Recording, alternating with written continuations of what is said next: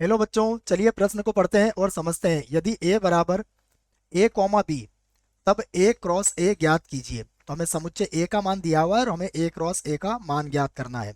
प्रश्न को हल करने से पहले प्रश्न के लिए हम मुख्य अवधारणा लिख लेते हैं। तो प्रश्न की मुख्य अवधारणा, जिसकी सहायता से हम इस प्रश्न को हल करेंगे।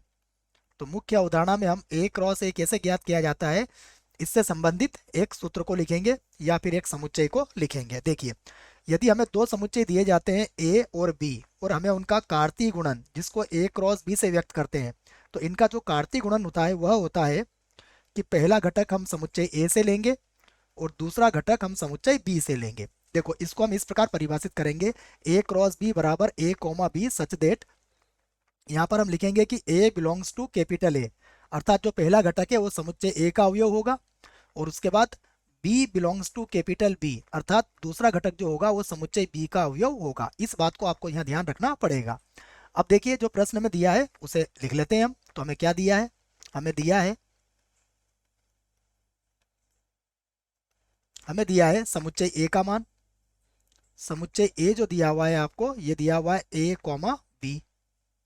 अब हमें क्या ज्ञात करना है, ए क्रॉस ए ज्ञात करना है। तो अब हम इसका ए क्रॉस ए ज्ञात करते हैं। देखो, तो ए क्रॉस ए, जिसे कहते हैं ए और ए का कार्तीय गुणन। तो यहाँ पर ए का मान रखेंगे हम।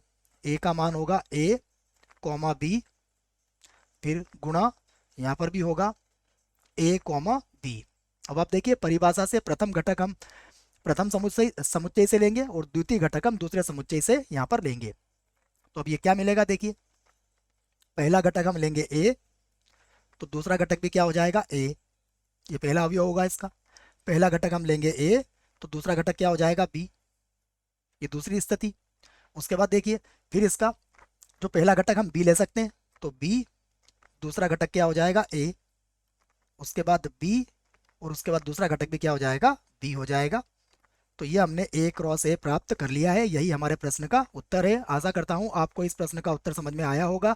धन्यवाद।